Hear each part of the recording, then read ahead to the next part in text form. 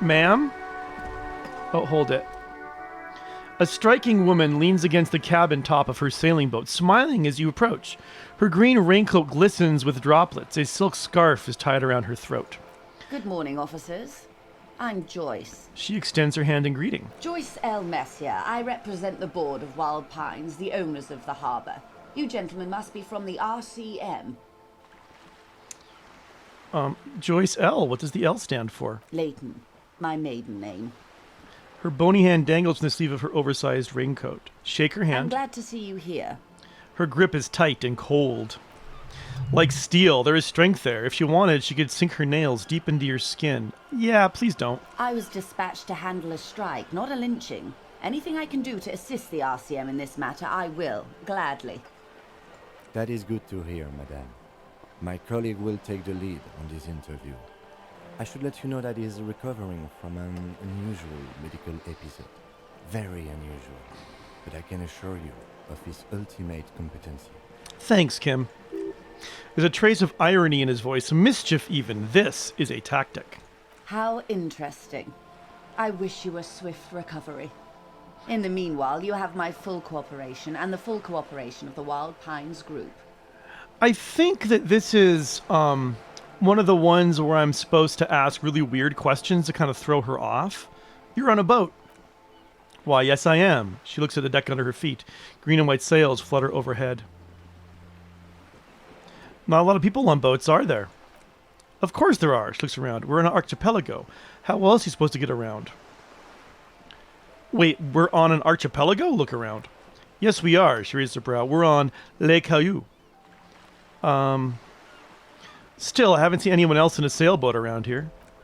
I haven't seen anyone else drive a souped-up Capri Kinema motor carriage either. Actually, the lieutenant becomes defensive, that motor carriage has been specially issued to serve as a patrol and pursuit vehicle. It's for crossing long distances in the greater Revachol Industrial Harbor. It's not a toy. Neither is this, the woman passed the cabin hardtop. A toy, I mean. It's a machine for crossing long distances in the Bay of Revachol between the city and the islands. You need to make this lady admit she's only riding around on this boat because she's rich. Why? Why what? Stop thinking. Take her down. Actually, yes. I need to nail her for this. Before you do, it may be pertinent to ask a few more questions. Learn whatever you can about this boat of hers. Yeah. Does she have a name? The boat? No. It is called Cordialate 19 because that's the style of sloop it is. The word it feels strange. The beautiful boat deserves a proper name. Cool, but your boat really needs a name. Okay, how about Cordialite 19? Why? She taps on the side of the boat. It makes a hollow sound. Because it was manufactured in Revachol East by a company called Cordialite, and its hull is 19 paces long. How about Dolores? Why Dolores? I don't know, it feels pretty. Well, it means nothing to me. I think I'll stick with the factory name, but thank you for your suggestion. But what kind of boat is it? It's a pleasure craft, a 19-pacer. It also happens to be rated for Category 1 racing, though these days I mainly use it for business. Ah, well, how do you like it? My sloop, I like it a lot. Her lips curl into a wry smile. It's the eel's hips, baby. I'm enjoying this part of the interview. It has little to do with a murder we're investigating. I really do, the lieutenant thinks. Is she thrown off yet? He's looking at the woman, addressing her. Let's talk about the economics. Well, do you have a license for this boat? Officer, I assure you I'm a highly qualified pleasure craft operator. The crowns of her teeth are porcelain, white as the boat hull as she smiles. Her nonchalance might be related to something called the Wayfarer Act, a law that says she doesn't need a license. Sly fox, you're not aggressive enough to harass her further on this. Let's talk about the economics of this boat you're on. Oh my, the E word, she crosses her arms. You mean to say that it's a symbol of conspicuous consumption? That I'm a member of the ruling class? No, it's a symbol of our subjugation to foreign capital, the bad kind of capital. Detective, may I remind you that Mrs. Messier is a professional negotiator? He doesn't look like he thinks you'll best her in single combat. Then what does that say? She points to the plaque on the side of the pier. Does it say docking reserved for residents of Rue de Saint-Ghislain 33A? 33A, this old proletarian haunt here. She waves at the ruin looming overhead. As I said, plenty of people drive boats of all social strata. All right, fire back You get 2 pluses. It's the Eagles, heels, and know about the revolution. Big money, no whammies. Oh, I failed. She makes a sip. It's gonna happen. Okay. Any moment. Nothing happens for quite a while. Wave your hand next to it. It'll help. It doesn't. Nothing is gonna come. I failed the check. Just give up. No worries. She takes another sip. We can just get back to discussing my fast, large, indeterminately middle-class boat. I think I'm gonna handle the boat thing. Tell me about... You seem smart. I need someone to give me a little on this reality we're in. This reality? She pulls her hood closer around her neck. No time to explain. Just give me the lowdown. No, but please, a little context. We're not in such a hurry. We have time for you to tell me why you need a reality lowdown. I don't know if I want to tell her I got so drunk I forgot everything. Although maybe if she thinks I'm a total idiot, she'll be more likely to make a mistake. What? She chortles, nearly spilling her tea.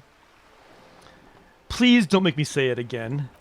Such an acute encephalopathy just doesn't seem possible. She puts her beverage down and stares at you. Surely you're joking. Don't be fazed, madam. He functions perfectly well. He only needs a lowdown on all of reality. We may be here a while then. She takes a long sip of cereal throat. Ask away, officer. I'll help however I can. All right, we're in. I know these all look good, but begin with the first, okay? Where are we? We're in Martinez, baby. Baby? A casual term of endearment popular among the 50-plus crowd. It's a disco holdover. Pay it no heed. I am a disco holdover myself. Ha, she smiles. Aren't we all? She refers to your corresponding ages. And what is Martinez? Martinez is a district of Revachol. She looked around, her green raincoat flapping in the wind. A very small district tucked away near the industrial harbor, north of the 881 in Jamrock. You would be excused for not knowing about it. Unimportant, they say. Forgotten even. Shelled to smithereens during the revolution. She shrugs. It has its charms, just not this time of year. Well, tell me more about Martinez. I'm not a good ambassador. I've only been here once before as a teenager. Not a lot has changed. She closes her eyes. There are ruins, a terminal, fishing boats, reeds, boys with boxy shoulders. This place used to be a province, a workers' resort before the city swallowed it and the artillery did its work. The reeds are the real star of the show here now. The further down the coast, the wilder it gets. You mentioned a sea. What sea is this? It's not really a sea. It's the Bay of Revachol, and the bay feeds into the ocean. Are we near the ocean? Yes, we are an island in the ocean, the world's largest body of water, the Insulindic, known to the early Revacholians as Les Immensités Bleues, the blue immensities. Vast, lukewarm, and unknowable, flowing in and out of sight. What's the name of this island? Caillou, as you already know. She looks to the waters. Imagine a pebble, a smooth-over pebble amidst a great blue sea, misshapen, cracked. The cracks are the river Esperance. We're in the delta of this river on the 6th branch, the Martinez distributary. It's clear this pebble is of enormous value to her and to humanity at large. Okay, that's Martinez. What's Revachol? Revachol is what you call a city. Wait, what I call a city? What kind of city is Revachol? The great kind. As if it's self-explanatory, beyond patriotism, a fact. What makes Revachol great? History, detective. They built this history to resolve history. Our part in it, at least, for our centuries. Okay, who built this city? The nations of the Occident, or migrant workers from Semenine and Ilmara, depending on your creed. And when was Revachol built? In the DeLorean century, 380 years ago. And why will it resolve history? They say it's where the terrible questions of our time will be answered. The tensions are highest, the fault lines deepest.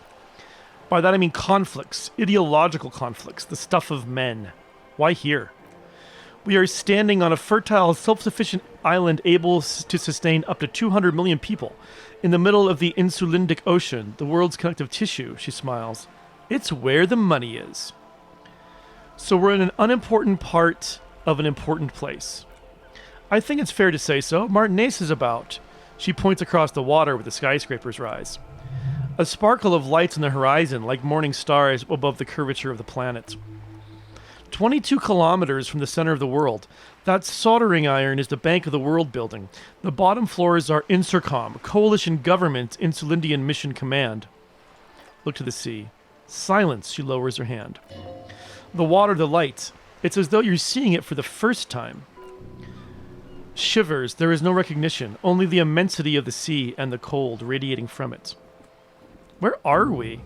We are where we are. I have no true answer to give, unfortunately. She watches you closely as you scan the horizon. J'aimerais vu, derealization. This is one thought you need to complete. Where are you? Was there something else you wanted to know? I remember something about a lowdown. This has been informative. Thank you, ma'am. I'm sure my memory-impaired partner has many more questions to ask. He turns to you about even more fundamental aspects of reality. Might I suggest not asking them all right now? Madame Messier will be here later too, and tomorrow. Isn't that true, ma'am? Absolutely. My commitment here is long-term. But won't I be lazy if I don't do it all now? Of course not, he shakes his head. You're already diligent for getting this far. And diligent boys remember where they left off. Indeed, I am always at your service. Okay. That's all for now. Let's ask her... Tell me about Wild Pines. What do you do? What we do, I'm afraid I don't speak for Wild Pines as a whole. It's a giant undertaking. There's a touch of discomfort there. She wants to merely represent. So what do they do? The Fine's core competency is logistics. Container shipping, freight, that sort of thing. She points to the small dots on the horizon. See those airships there, blinking? Those are the shipping side of things. Then to the east towards the harbor, and that is the terminal. Another subdivision deals with energy, oil and gas exploration, offshore platforms. The Wild Pines Group is one of the original Revacholian Indo tribes. Companies awarded royal monopolies by the king, the suzerain himself, centuries ago. The king is long gone, but several of the Indo tribes remain. Who are the other Indo tribes? Saint Baptiste, LUM, an unknown entity known as Brightest Star. You're in good company, it seems. Why, thank you. She does not register the real meaning of the remark. How much money does Wild Pines have? I'm not at liberty to discuss the company balance sheet, but I can tell you that last year the company booked more than 20 billion in real in revenue. I can say that's it? I thought it was supposed to be big time. And to think there are years when the group book losses in the billions.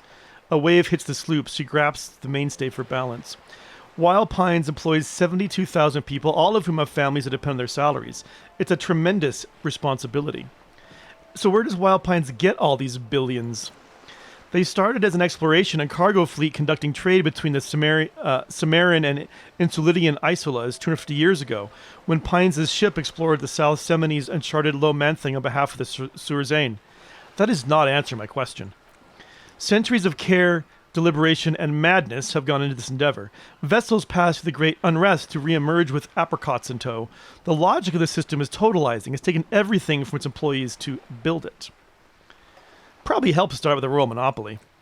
You know more than you let on. She takes a sip and looks you over afresh. Certainly a help, but most of the original Indo tribes have failed or been absorbed. To survive, Wild Pines had to grow and adapt. No suzerain did that. And what is such a huge system want with a place like this? You mean aside from being the terminal's legal owners? She gives you a little smile. Who are responsible for moving 8% of the world's cargo? Let's see. You don't keep it moving. The workers do. The company is nothing without them. We built this district, she says calmly. There it is. She owns up to it.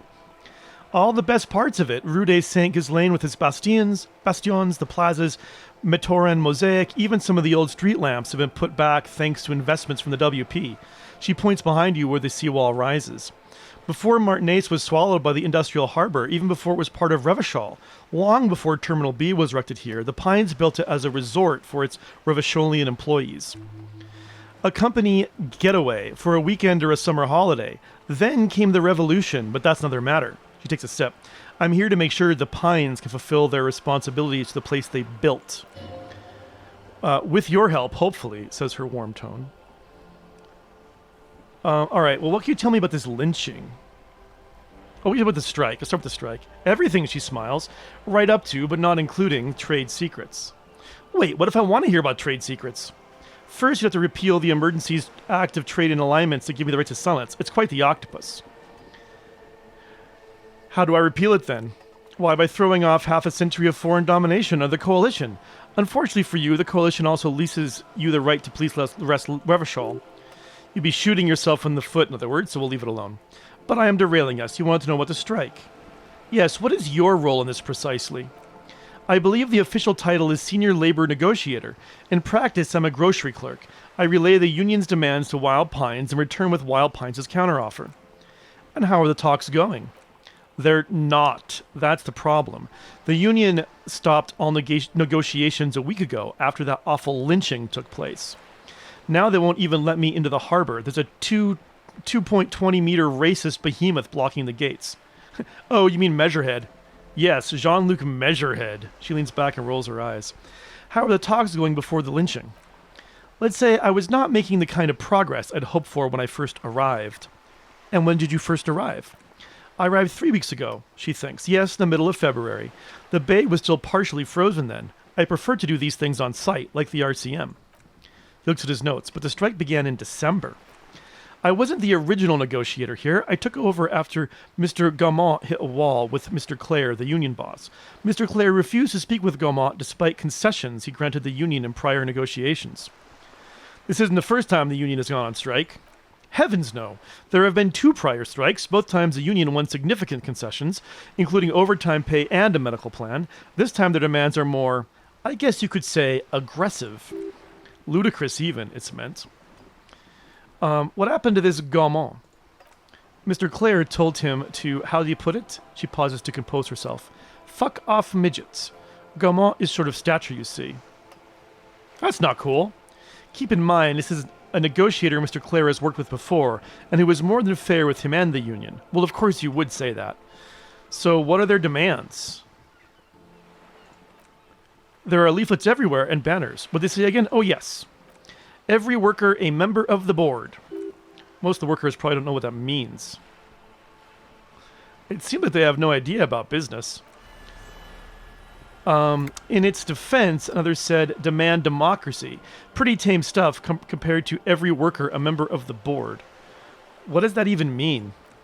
It's quite simple, you see. Every time the Wild Pines group makes a decision about what, about anything really, it needs a signature of each of the 2,200 workers in its Martinez terminal. Just so we understand, this is but one of 22 terminals owned by Wild Pines. Essentially, not only are they kings of the company, they're also kings of the 72,000 employees of Wild Pines Group. That is pretty funny, I have to admit. They are having a blast, but how can they afford it? After 4 months, my assumption was they prefer a more practical solution. Yeah, so interesting. How are they affording to keep the strike going? What are you going to do? I'm not sure. Naturally, I assumed that was just their opening position, a hard-nosed tactic with a side of mockery. But there's been no follow-up, just the same nonsensical slogan repeated over and over again. And now people are getting lynched, I hear, behind the whirling in rags, a disastrous situation if ever there was one. Excuse me. Lieutenant looks up from his notes. From whom did you hear about the lynching? Her reply comes quick. I first heard it from the boya at the gates, the one whose very name advertises his aversion to work. I think he said it was call me mañana. Oh, I get it. Call me tomorrow for work. This checks out. So the scabs at the gate, did you put them there? The scabs? She raises her brow. You mean the huddled masses of Jamrock come to plead for work where the union refuses to? I mean, tomato. If they were organized by Wild Pines or its affiliates, then it would be a company secret. I could not share it with you, not right now at least. It's implied she's open to discussing this matter with you at a later occasion. All right, what do you think of Everard? Everard Clare is a man of the utmost integrity. If you can say one thing about him, it's he always puts the interests of the workers first. Really? Of course not. Everett's fantastically corrupt. I imagine he has a thick, viscous goo where you and I have blood. Yeah, that sounds about right. He's the most corrupt individual I've ever seen, and I deal with men like him for a living. If there's anyone more venal, more irredeemably nepotistic, then it's his twin brother Edgar. So there are 2 of them? Yes, Edgar looks exactly like his brother, except for that lazy eye. He also talks exactly like Everard does, and when one's term as foreman is up, the other takes over. It's how they circumvent the term limits, you see, with a funny little switcheroo. While in office, they've embezzled God knows how much of their workers' dues. What about the union itself outside the Brothers Clare? The Débardeurs Union was once a perfectly normal institution. 20 years ago, anyway. It must not have been easy to establish under the Emergency Act, but they did it. I can respect that. She adjusts her hair. Organized labor at its best, they say. Then something happened in the local chapter elections. Brothers Clare came and transformed it into a... How do you say? She hesitates, looking for the right expression. A mob, the lieutenant says succinctly. The Débardeurs are a crime syndicate. Sad as it may be, we're forced to cooperate with them. Refreshingly honest, officer, she nods. The company has tried appeasing in the past, but I'm afraid our concessions have only emboldened Everard and his brother. She turns to you. And in your opinion, detective, if I may ask, I'm a curious and talkative person, you see, she explains. What would you say Débardeurs Unions is? I mean, I think it's basically a socialist mob at this point. Thank you for being candid, she nods. Sadly, Wild Pines have cooperated with what amounts to a crime syndicate for 2 decades. However much you feed the wolf always hungers. One more thing. You said something happened in the elections? I'm glad you asked. There was a woman, the previous forewoman of the union. She disappeared. Disappeared? Yes. On the last day of the local chapter elections, her daughter phoned in and said she wasn't running anymore or coming to work. Ever. End of story. That is kind of eerie. Downright haunting, if you ask me. The Wild Pines suspected foul play, but what could they do? It was a union matter. The point of the presentation is these kinds of things happen around the Clares. Watch out when you're dealing with him. Thank you for your concern, ma'am. We'll be just fine. All right, let's change the topic. How else can I help? What can you tell me about the lynching? Quite a few things, I'm afraid. She falls silent for a moment, contemplating something. The information I'm to share with you includes sensitive trade secrets. For the sake of my employer, I have to ask for your names and badge numbers. Of course, ma'am. We should have introduced ourselves. Lieutenant hands her a piece of blue plastic. I'm Lieutenant Kitsuragi from Precinct 57. He points to you. And this is my colleague from Precinct 41, Detective Dubois. I'm afraid Harry doesn't have his badge at the moment. I hope mine will suffice. Oh, and what happens to yours, Detective? She returns to the lieutenant's badge and turns to you. Awkwardness washes over the conversation. The woman doesn't like this turn of events. Remember when I told you I literally cannot remember even the most basic facts about reality? How can I forget? She tilts her head to one side. One of those facts is where my badge is. I was hoping your condition was rhetorical, Detective, a questioning technique. I mean, perhaps it is, but it's also true I don't remember where my badge is. New task, Joyce's info on the lynching. I have sympathy for your highly unusual condition, sir, and I believe you. But as it stands, I cannot share any confidential information until I've seen both your badges. Ah, of course. I understand the dictates of protocol, ma'am, but is there no way around it? I'm afraid not, Lieutenant. These are my employer's orders. Hang on. She's a professional negotiator. She should be able to open to some sort of mutually beneficial arrangement. So I might be able, because I have a +1 for pities for my bolt failure, I might be able to talk her into this anyway. Good. Surely there's some other way to demonstrate our law enforcement credentials. I'll be frank with you, she puts on her thermal cup. If I'm going to break protocol, I need to be able to justify it to my superiors. They're going to want to see something very tangible. You're in, but expect her to drive a hard bargain. Like what?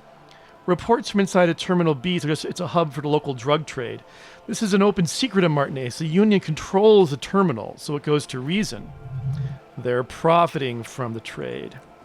The company has tried looking into the matter before to no avail. Perhaps some with your authority and resources might turn over the right stones. Or, she picks the cup back up, if you can recover your badge. Though, if I may be blunt with you, it sounds like that may be a lost cause. Detective. Lieutenant closes his notebook. A word in private before we continue. Excuse us for a moment, ma'am. All right. Yes, you want to speak to me? Kim? Okay. I think I maybe have to do my thoughts first. Rhetoric. Hey, psst. Who, me? Yes, you. Word in the street you're ready to start building communism again. How come there's word on the street? You keep saying things like, down with the bourgeois, eat the rich, sodomize the landowners, impale people who have more than 25 real in their pocket, literally murder all human beings regardless of their political beliefs, that kind of stuff. I haven't said anything like that. Okay, not in so many words, but don't deny it. You're about to rip off that mask of social democracy and reveal the monstrous seven-eyed lamb of global communism that will devour and masticate mankind. Everyone can see that. So tell me, do you have any questions before we fire up the big communism builder? Or do we get down to it? First, what's this communism even about? Failure. It's about failure. Failure? Yes, abject failure. Total, irreversible defeat on all fronts. Absolutely vanquished, beaten, curb stomped, and pissed on. Until you came along, you reversed the fortune of the workers of the world. You alone, against every living thing, against every human alive, 800 trillion real in the hands of an impossibly well-organized ruling class, towering city blocks of bankmen who have the ears of prime ministers, million-headed armies of nations the love of your own mother. You against the atom, the charm, and the spin, where the whole world failed. Matter failed to bend to human will failed to get out of bed and tie its laces. You alone, single-handedly, will rebuild the dreams of the working class. You are the last communist. Now get to work, comrade.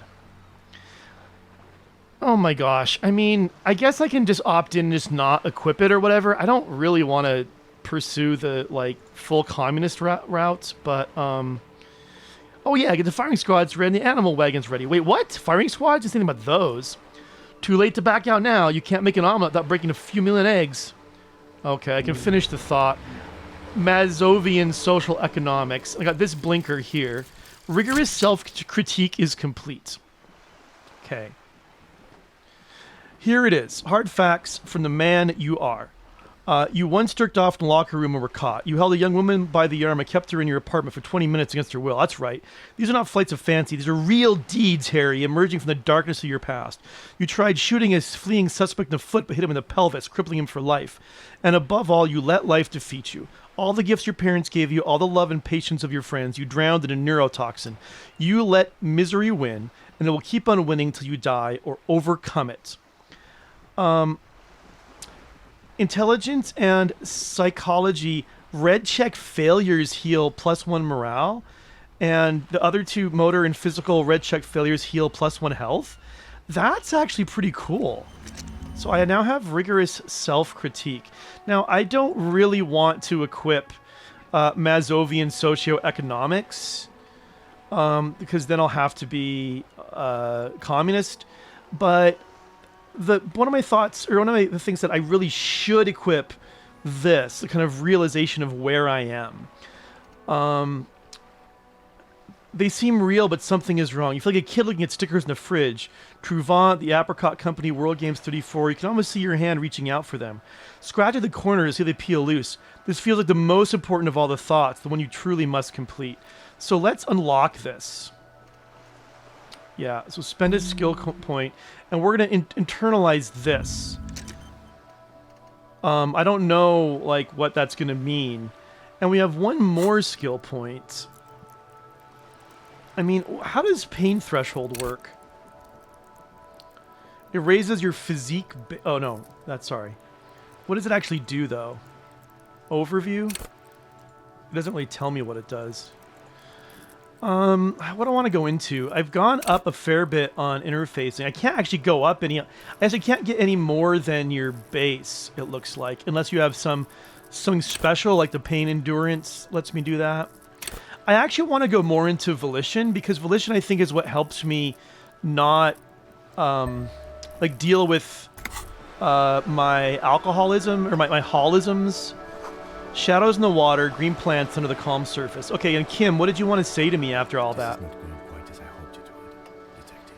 Lieutenant's voice is hushed. How did you hope it would go? Honestly, I was expecting you to use your unorthodox technique to keep her off balance and, you know, not volunteer us to be her henchman. Oh, so we're henchmen now. This woman is running circles around us. She might have known about your misplaced badge all along, or she's simply an adept improviser. Either way, we've played straight into her hands. Crap. He doesn't let it show, but there's a limit to how much the consequences of your unprofessional behavior could cost an investigation. We could just, you know, find my badge. Oh, you're not silly. That would be fantastic. Do you have the time? The world is large, and your badge is 8 by 6 centimeters. The situation might have changed drastically by the time you locate it. Time is of the essence. You could request a new one from your station, but that would literally take months. So, do you propose we don't investigate the drug trafficking? No, if there's reasonable suspicion, we must investigate. Otherwise, she could claim we're siding with the Union, or that we're on their take. We never hear the end of it. What I propose is we ask her, then we investigate, briefly, He adjusts his glasses. But do not share the outcome of the investigation with her. We tell her it's done and demand for her information on the lynching. All right, well, I'm sorry for putting us in the situation. I will handle it. I'm sure you will, Detective. Okay, we get back to her. Anything else you want to chat about? Good. What can I help you with? All right, tell me about this alleged drug trafficking. It's quite straightforward. Someone's using Terminal B to smuggle raw ingredients from the Sumerian isola into Revachol with the Union's blessing. Wild Pines has suspected it for years. Ingredients for what, ma'am? Meth and dextroamphetamine, GBL, and various synthetic psychedelics. Honestly, it might be quicker to say what you can't make from this stuff. Let me get this straight. The materials come from Samra to Revachol through the terminal. Yes, after they clear the terminal, we lose track. The actual production is taking place at various sites in and around Jamrock Quarter, north of here. Wild Pine seems to be well apprised of the local drug trade, ma'am. Do you mean to say the Union also produces the product? Sell drugs, I mean?